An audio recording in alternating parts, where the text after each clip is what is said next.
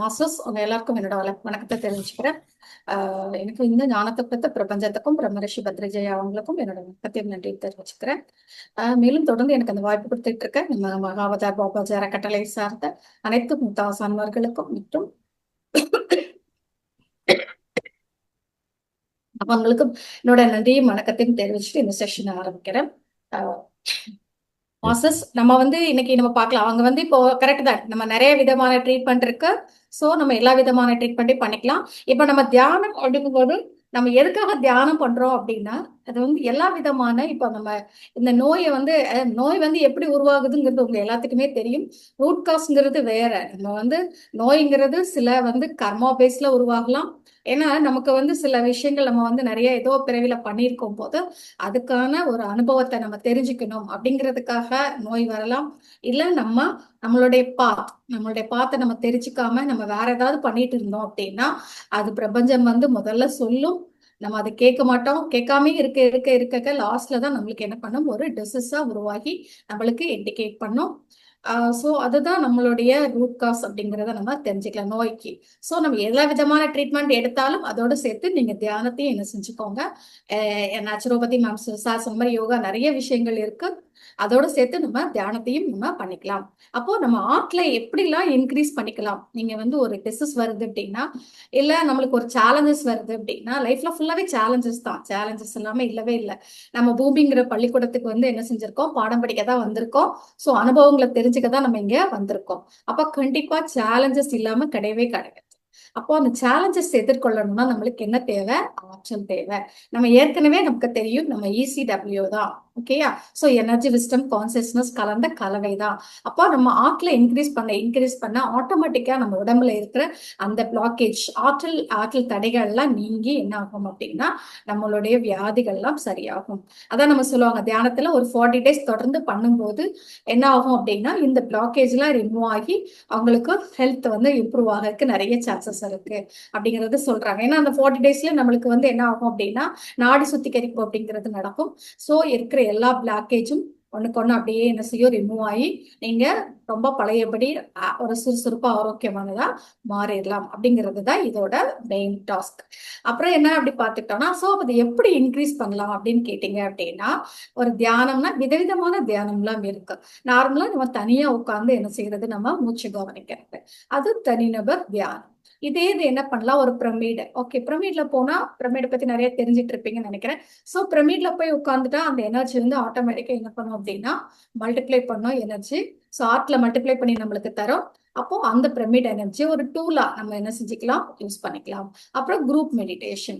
இப்போ நீங்க காலையில டெய்லி பண்ணிட்டு இருக்கீங்க, ரைட்டா? ஸோ குரூப் மெடிடேஷன் தான். ஸோ ஆட்டோமேட்டிக்கலி அதுவும் என்ன பண்ண நம்மளுடைய ஆற்றல மல்டிப்ளை பண்ணி தரும். ஸோ 3 times அப்படின்னு சொல்லுவாங்க. ஸோ 3 times நம்மளுக்கு மல்டிப்ளை பண்ணி தரும். இப்போ இதே இது ஒரு பிரமிடுக்குள்ள போய் உட்கார்ந்து கூட்டு தியானம் பண்றீங்க அப்படின்னா இன்னும் பல மடங்கு என்ன செய்யும், நம்மளுக்கு ஆற்றலை மல்டிப்ளை பண்ணி கொடுக்கும். ஸோ இதை ஆற்றலை இன்க்ரீஸ் பண்றதுக்கான வழிகள்லாம் தனிநபர் தியானம், பிரமிட் தியானம், கூட்டு தியானம். அதுக்கப்புறம் பாத்தீங்க அப்படின்னா பௌர்ணமி. பௌர்ணமி உங்களுக்கு தெரியும், அந்த டைம்ல நிலவோட அந்த டாமினேஷன், நம்மளுக்கு அந்த ஈர்ப்பு விசை அதிகமா இருக்கிறதுனால அது மட்டும் இல்ல, நம்ம என்ன இருக்கும், நம்ம ஃபுல்லா நிறைய வாட்டர் தான் நம்ம உடம்புல இருக்கு. ஸோ அது உங்களுக்கு தெரியும், அது தண்ணியை கண்ட்ரோல் பண்ணக்கூடியது. கடல்ல எல்லாம் இவ்வளவு கொந்தளிப்பு இருக்கு. ஸோ அதனால நம்மளையும் அது ஒரு மனசளவுல கண்ட்ரோல் பண்ணக்கூடியது. ஏன்னா நம்ம படிச்சிருப்பீங்க, நிலவு என்ன அப்படின்னா மனசுக்கான அதிபதி. ஒரு ஜாதகத்துல கூட சொல்லுவாங்க, அந்த இடத்துல உங்களுக்கு இது ஓங்கி இருந்துச்சுன்னா உங்களுக்கு அந்த மனசு சோ நம்மளுடைய அந்த மனநிலையே. அதனாலதான் அந்த பௌர்ணமி டைம், அமாவாசை டைம்ல எல்லாம் நிறைய பேர் என்ன பண்ணுவாங்க அப்படின்னா, அமாவாசை டைம்ல பாத்தீங்கன்னா அந்த மன பிறழ்வு இருக்கவங்க இன்னும் கூட கொஞ்சம் அதிகமா என்ன செய்வாங்க, இன்னும் அந்த மாதிரி மோசமான ஸ்டேஜ்க்கு போவாங்க. நிறைய டெத் எல்லாம் சொல்லுவாங்க, அமாவாசை எல்லாம் தாண்டாது அப்படிலாம் சொல்லுவாங்க, ரொம்ப உடம்பு சரியில்லாம இருக்கிறவங்களுக்கு. சோ அந்த மாதிரி ஒரு சில விஷயம். அதாவது என்னன்னாங்க மாஸ்டர்ஸ், நீங்க என்ன மனோநிலையில இருக்கிறீங்களோ அதை பல மடங்கு பெருக்கி கொடுக்கக்கூடியதுதான் பௌர்ணமி, அமாவாசை எல்லாம். நீங்க சந்தோஷமா இருந்தீங்கன்னா அந்த சந்தோஷத்தை பல மடங்கு பெருக்கி கொடுக்கும். இதே இது நீங்க என்ன அப்படின்னா துக்கமா இருந்தீங்கன்னா அந்த துக்கத்தை பல மடங்கு பெருக்கி கொடுக்கக்கூடியது யார் அப்படின்னா நம்ம சந்திரன். அவங்க யார் இருக்காங்க, நம்ம பூமியை சுத்தி வந்துட்டு இருக்காங்கல்ல. ஓகே, சோ அந்த சந்திரனுடைய இதை நம்ம என்ன செஞ்சுக்கணும், யூஸ் பண்ணிக்கலாம். அவருடைய அந்த எனர்ஜியை நம்ம யூஸ் பண்ணணும்னா அந்த டைம்ல நல்லா உட்காந்து தியானம் பண்ணீங்க அப்படின்னா என்ன ஆகும் அப்படின்னா, நைட் எல்லாம் உட்காரலாம், ஒரு நார்மலா பண்ணலாம். ஒரு 2 மணி நேரம் 3 மணி நேரம் நம்மளுக்கு தெரியும். ஒரு ஒரு 1 மணி நேரம் தியானம் பண்ணா 1/2 மணி நேரம் தூங்குறதுக்கு சமம் சொல்லிட்டு, அதனால அவங்களுக்கு தூக்கம் கெட்டு போகுதே அப்படின்னு கவலைப்பட வேண்டாம். ஸோ நல்லா என்ன செஞ்சுக்கலாம், தியானம் பண்ணிக்கலாம். ஸோ பௌர்ணமி டைம்ல இன்னும் கூட்டு தியானம் பண்றீங்க, பிரமிட்ல உட்காந்து தியானம் பண்றீங்க அப்படின்னா இன்னும் பல மடங்கு என்ன செய்யும், உங்களுக்கு ஆற்றலை பெருக்கி கொடுக்கும். ஸோ இது எல்லாமே இந்த தியானம், எல்லா விதவிதமான தியானம். அப்புறம் இன்னொன்னு பண்ணலாம், இயற்கையோட ஒன்றிய தியானம். ஏதாவது நம்ம வெளியில போறோம், ஒரு கோவிலுக்கு போறீங்க. ஸோ கோவில் நம்மளுக்கு தெரியும், சக்தியோட சேமிப்பு தளம் தான், ஒரு ஆற்றல் மாற்றலோட ஒரு மையம் அப்படித்தானே. ஸோ பிரமிடு மாதிரி அதுவும் ஒரு ஆற்றல் மையம் தான். ஸோ அங்க போய் நம்ம என்ன செஞ்சுக்கலாம், தியானம் பண்ணலாம். நம்ம ஒரு கொஞ்ச நேரம் அமைதியா இருந்தாலே காலையிலயும் சாயங்காலம், அதனாலதான் அந்த காலத்துல கோயிலுக்கு போயிட்டு இருந்தாங்க. வேலைக்கு செய்யறதுக்கு முன்னாடியும் வேலை செஞ்சுட்டு வந்ததுக்கு அப்புறமும் கோவில்ல போயிட்டு அந்த எனர்ஜியா ரீட்டைன் பண்ணிட்டே இருந்தாங்க. நம்ம வந்து அதை இப்ப மாத்திட்டோம். ஸோ அந்த மாதிரி கோவிலோ இல்ல இயற்கையில நல்லா ஒரு கடல், கொஞ்சம் கடல் இருக்கிற இடம், மலை இருக்கிற இடம், ஆறு இருக்கிற இடம், எவ்வளவோ இருக்கு. தண்ணினாலே எனர்ஜி தான். ஸோ ஓட்டர் பக்கத்துல இருந்து நம்ம என்ன செய்யலாம், தியானம் பண்ணலாம், அதை அனுபவிக்கலாம், என்ஜாய் பண்ணி அதை அப்படியே அதை உள்வாங்குனீங்க அப்படின்னா ஆட்டோமேட்டிக்கலி உங்க எனர்ஜி வந்து டெவலப் ஆயிட்டே இருக்கும். ஒரு மரங்கள் சொல்லுவாங்க, மரத்தெல்லாம் கட்டி பிடிச்சா அந்த எனர்ஜி அவ்வளவு கிடைக்கும்னு சொல்லிட்டு. ஏன்னா மரத்துட்டு அவ்வளவு எனர்ஜி இருக்கு, எத்தனையோ வருஷம் இருந்து அதை கெயின் பண்ணிருக்கு. ஒரு நன்றி சொல்லிட்டு ஒரு கிராட்டிடியூடோட அதை வந்து நம்ம வந்து எடுத்துக்கிட்டோம், கட் பண்ணிட்டோம் அப்படின்னா அப்போ கூட நம்மளுக்கு எனர்ஜி கிடைக்கும். So, எல்லாத்துலயும் இருந்து நம்ம என்ன செஞ்சுக்கலாம், நம்மளை சுத்தி எல்லாமே எனர்ஜி தான் மாஸ்டர்ஸ். எனர்ஜியை நம்ம தான் என்ன செஞ்சுக்கல, எடுத்துக்கல. அப்போ ஏற்கனவே சொன்னோம்ல, அருணகிரிநாதர்ட்ட முருகன் என்ன சொன்னாங்க, சும்மா இருன்னு சொன்னாங்க. சும்மா இருன்னா என்ன அர்த்தம், அமைதியா இரு, தேவையில்லாம எதையும் சிந்திக்காத. அப்ப சிந்திக்காம இருந்தாலும் நம்மளுக்கு என்ன ஆகும் அப்படின்னா எனர்ஜி கிடைக்கும், அமைதி. அப்போ எதுலலாம் எனர்ஜி கிடைக்கும், இந்த இயற்கையோட ஒன்றி இருக்கும்போது எனர்ஜி கிடைக்கும், அங்க மெடிடேஷன் பண்ணாலும் எனர்ஜி கிடைக்கும், மௌனமா இருந்தாலும் எனர்ஜி கிடைக்கும். சோ தனிநபர் தியானம், கூட்டு தியானம், பிரமிட் தியானம், அப்புறம் என்னது பௌர்ணமி தியானம், இயற்கையோட கூடிய தியானம், அப்புறம் என்ன சொன்னேன், மௌனம். சரிங்களா, சைவ உணவு எடுத்துக்கிட்டா ஓகே, மௌனம், சைவ உணவு அப்புறம் பார்க்கலாம். மௌனம், இந்த 6 இதை எடுத்துக்கிட்டீங்கன்னா எப்பவுமே நீங்க எனர்ஜெட்டிக்கா இருப்பீங்க. டாக்டர்கிட்ட போகணும்னு என்ன கிடையாது, அவசியம் கிடையாது. சோ அந்த ரெகுலரா நம்ம வந்து எங்க எங்க டைம் கிடைக்குமோ, எப்ப டைம் கிடைக்குமோ, எங்கெல்லாம் நம்மளால யூஸ் பண்ண முடியுமோ, இந்த இயற்கைய, இந்த பிரமிட எல்லாத்தையுமே நம்ம என்ன செஞ்சு, கோவில் எல்லாம் சர்ச்சா இருந்தா என்ன, கோவில் எல்லாமே ப்ரேயர் பண்ற எல்லா இடமும் புனிதத்தலம் தான். கோவில வந்து உங்களுக்கு தெரியும், அதோட அமைப்பே ஆகம விதிப்படி பெரிய பெரிய கோவில்லாம் பாத்தீங்கன்னா அதுபடிதான் என்ன செஞ்சிருக்காங்க, கட்டியிருக்காங்க. சோ ஆட்டோமேட்டிக்கா அந்த கோவிலை சுத்தி கூட சொல்லுவாங்க, தெருக்கள் ஒரு பர்டிகுலர் ஏரியா வரைக்கும் அந்த எனர்ஜி இருக்கும்னு சொல்லிட்டு. கோவிலுக்குள்ள போக முடியாட்டா கூட வெளியில இருந்து நம்ம என்ன செய்யலாம், மெடிடேஷன் பண்ணலாம். பக்கத்துல இருந்து தங்கி இருந்து என்ன அதனாலதான் அந்த காலத்துல பரிகாரம் தான் சொல்லுவாங்க.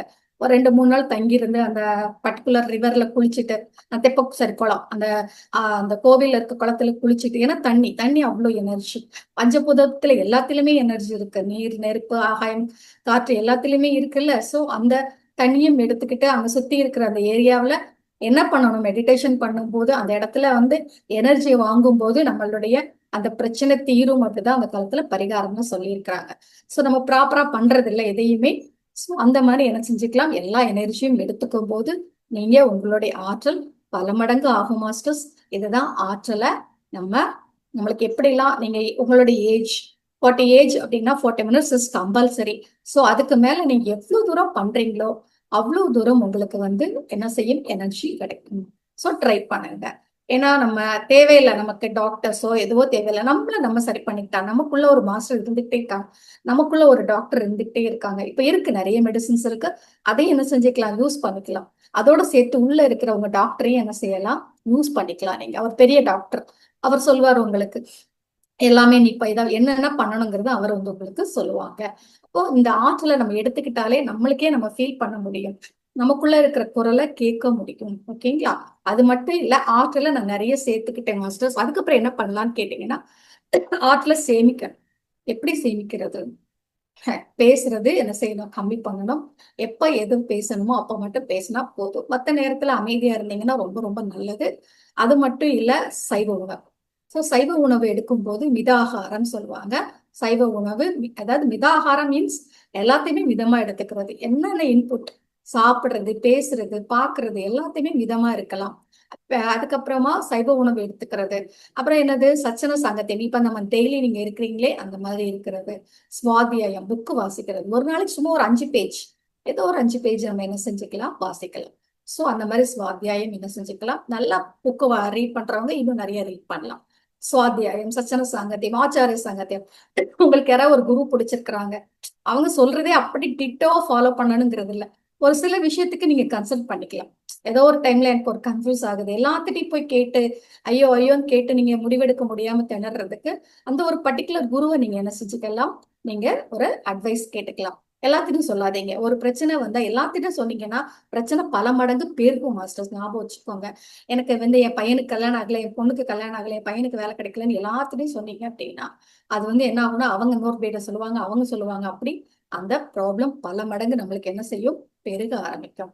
அதனால என்ன செய்யுங்க, யாருக்கிட்டையும் எதுவும் சொல்ல வேண்டாம், பிரபஞ்சத்திட்ட கேளுங்க, சொல்லுங்க.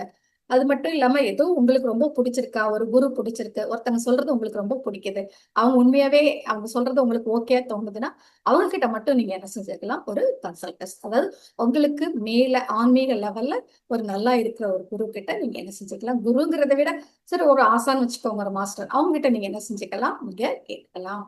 இது ஆச்சாரிய சாங்கத்தியம். சோ இந்த மாதிரி எடுத்துக்கிட்டே போகும்போது உங்களோட இது சஸ்டெயின் ஆகும். அதாவது என்னன்னா, மத்தவங்கள பத்தி புறம் கூறக்கூடாது, ஜட்ஜ்மெண்ட் இருக்கக்கூடாது. நான் இப்ப நானே பண்ணுவேன். ஒரு ட்ரெஸ் இன்னைக்கு நானே யோசித்தேன். எடுக்கும் போதே அது சின்னதா இருக்கும். ஏற்கனவே சின்னதா தான் இருந்தது. அது சின்னதா இருக்கும்னு நினைச்சிட்டு போடவே முடியல. அப்புறம் தான் எனக்கு ஒரு இதுல புரிஞ்சுச்சு. அதை நான் எடுக்கும் போதே நான் ஜட்ஜ்மெண்ட் பண்ணி தான் எடுத்தேன். சின்னதா இருக்கும் அப்படின்னு நம்ம நிறைய இப்படி பண்றோம். காலையிலே தோணுச்சு எனக்கு. அப்ப அந்த ஜட்ஜ்மெண்ட் இருக்கு. ட்ரெஸ் கொஞ்சம் சின்னதா தான் ஆயிட்டு இருக்கு. ஆனாலும் நான் என்ன செய்யறேன்னா, எடுக்கும் போதே எனக்கு தோணுச்சு இது சின்னது இல்ல அப்படின்னு போடவே முடியல காலையில. சோ அந்த மாதிரி என்ன பண்ணாதீங்க, ஜட்ஜ்மெண்ட் வச்சுக்காதீங்க. நான் என்னைக்கு இப்ப நான் அது எனக்கு தெரியுது பாருங்க, ஏன் நம்ம அந்த இடத்துல தப்பு பண்றோம்னு சொல்லிட்டு. இப்ப ஒருத்தங்களை பார்க்க போகும்போதே ஜட்ஜ்மெண்டோட போவோம். இவங்க இப்படிதான் அப்படின்னு நீங்க போனீங்கன்னா அவங்க அப்படிதான் இருப்பாங்க. So no judgement. அதே மாதிரி அடுத்தவங்க விஷயத்துல தலையிடாதீங்க. உங்களுக்குள்ள கேட்கக்கூடிய குரலை கேளுங்க. அதுதான் இன்னைக்கு ஒரு புக்கு காலையிலே படிச்சிட்டு இருந்தேன் நானு. இன்டிமெஷின்னு சொல்லிட்டு ஒரு புக் நல்லா இருக்கு, அந்யோன்யம். அதாவது ஓஷோவோடது இன்டிமெஷன் புக். அதெல்லாம் அவ்வளவு அழகா சொல்றாங்க அவங்க. இயல்பா இருங்கன்றாங்க. நம்ம இயல்பாவே இருக்கதே கிடையாது. அடுத்தவங்களுக்காக acting, full and full acting தான் பண்ணிட்டு இருக்கோம்.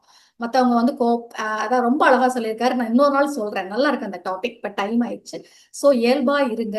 சோ இந்த மாதிரி எல்லா விஷயத்தையும் நம்ம எடுத்துட்டு போகும்போது நம்மள எந்த விதமான நோயும் வரும். நோய் வராம இருக்காதுங்க மாஸ்டர்ஸ். சேலஞ்ச் வராம இருக்காது. ஆனா அந்த சேலஞ்ச, அந்த டிசீஸ நீங்க எப்படி எதிர்கொள்றீங்கிறது தான் உங்களுடைய அந்த ஆற்றல் பெருக்க பெருக்க பெருக்க நீங்க யார்கிட்டயுமே நீங்க கேட்க வேண்டாம். உங்களுக்குள்ள இருக்க தலைவரே பேசுவாரு. உங்களுக்குள்ள தானே தலைவர் இருக்கிறாரு, உங்களுக்குள்ள தானே டாக்டர் இருக்கிறாரு, உங்களுக்குள்ள தானே மாஸ்டர் இருக்கிறாரு, உங்களுக்குள்ள தானே கடவுள் இருக்கிறாரு. எல்லாருமே அவருக்குள்ள இருந்துட்டு இருந்து பேசுவாங்க. இதை நீ செய்யி, இதை செய்யாத, இந்த மாதிரி சாப்பிடு, இந்த மாதிரி சாப்பிடாத, இதை எடுத்துக்காத, இந்த மாதிரி போகாத, எல்லாமே சொல்லிடுவாரு உங்களுக்கு. அதை கொஞ்சம் கவனமா கேளுங்க. மனசை கொஞ்சம் அமைதியா வைங்க. மனசை செம்மைப்படுத்துங்க. மனசுல இருக்க குப்பையை தூக்கி தூர போடுங்க. மனசு வேற, நீங்க வேற அப்படிங்கறத தெரிஞ்சுக்கோங்க. நான் ஜஸ்ட் ஒரு கவனிப்பாளர் தான் அப்படின்னு வாங்க. அந்த நிலைக்கு வாங்க. கஷ்டம்தான். ஏன்னா நம்ம பல்லாயிரக்கணக்கான வருஷத்துல வருஷக்கணக்கு எத்தனையோ பிறவில குப்பையை சேர்த்து வச்சிருக்கோம். ஒரே நாள்ல வெளியில போகாது. ஆனா ட்ரை பண்ணிட்டே இருக்கலாமே. டெய்லி டெய்லி டெய்லி கொஞ்சம் குப்பையை வெளியே ஏத்திட்டோம்னா அப்புறம் ஒரு நாள் திடீர் சூப்பர் ஆயிரும்ல. சோ நீங்க ஒரு சூப்பர் விமனா, சூப்பர் மேனா ஆகணும், ஒரு நல்ல மாஸ்டர் ஆகணும்னு சொல்லிட்டு நான் சொன்ன மாதிரி ஆர்ட்ல எடுத்துக்கோங்க, ஆர்ட்ல சேமிச்சுக்கோங்க. அப்போ உங்களுக்கு யாரு கைடும் வேண்டாம். நீங்க உங்களுக்கே சூப்பரா வாழ்வீங்க. உங்களை மட்டும் கவனிங்க, மத்தவங்களை கவனிக்காதீங்க. உங்களை எல்லாம் ஃபுல் அண்ட் ஃபுல் செம்மைப்படுத்திக்கிட்டு அடுத்தவங்களுக்கு கைட் பண்ணுங்க மாஸ்டர்ஸ். உங்களை முதல்ல லவ் பண்ணுங்க. உங்களை முதல்ல முழுமையாக்குங்க. நீங்க முழுமையானீங்கன்னா அடுத்தவங்களை நீங்க அதுக்கப்புறம் அடுத்தவங்களை பார்த்தா போதும். அது இன்னொரு நாள் சொல்றேன். நல்லா இருந்தது இந்த புக்கு. ரொம்ப அழகா சொல்லியிருக்காரு. இயல்பா இருங்கன்னு சொல்றாரு. சோ இயல்பா இருங்க. நீங்களாவே இருங்க. மத்தவங்க சொல்றதுக்காக உங்களை மாத்தி அமைச்சுக்காதீங்க. உங்களுக்குள்ள என்ன தோணுதோ அதை செய்யுங்க. கண்டிப்பா நீங்க ஹாப்பியா இருப்பீங்க. 100% ஹாப்பியா இருப்பீங்க. எந்த வியாதியும் உங்களை என்ன செய்யாது, எதுவும் பண்ணாது. உங்க மேல முதல்ல நம்பிக்கை வைங்க. 100% நானே நிறைய நம்பாம இருப்பேன். சோ அது இப்ப அழகா இந்த புக்கில் தெரிஞ்சிச்சு. முதல்ல நம்ம மேல நம்பிக்கை வச்சாதான் இயற்கை மேலையும் மத்தவங்க மேலேயும் நம்மளால நம்பிக்கை வைக்க முடியும். சோ முதல்ல நம்மளை நம்புவோம், நம்மளுடைய எனர்ஜியை நம்புவோம், நம்மளுடைய ஆற்றலை. நம்ம எதுக்காக நம்ம ஒரு மத்தவங்களோட ஒரு தனித்துவமானவங்க அப்படிங்கிறத நம்ம நம்புவோம். ஒவ்வொருத்தரும் ஒவ்வொரு விதத்துல தனித்துவமானவங்க. நம்ம சிறைப்படுத்திக்க வேண்டாம், நம்மளையும் நம்ம கஷ்டப்படுத்திக்க வேண்டாம். சோ மத்தவங்க சொல்றத ஃபுல்லா செமி எடுத்து காதல மட்டும் வேணா வாங்குங்க, தூக்கி அப்படி விட்டுருங்க. ஒரு காதல வாங்கி இன்னொரு காதல விடுங்க. உங்களுக்குள்ள இருக்க தலைவர் என்ன சொல்றாரோ அதை என்ன செய்யுங்க, கேளுங்க. இன்னையில இருந்து உங்களுடைய வாழ்க்கைய மாத்தி அமைச்சுக்கோங்க மாஸ்டர்ஸ். தேங்க்யூ தேங்க்யூ நன்றி. தேங்க்யூ சார், ஆப்பர்ச்சுனிட்டி நன்றி. கொடுத்தது.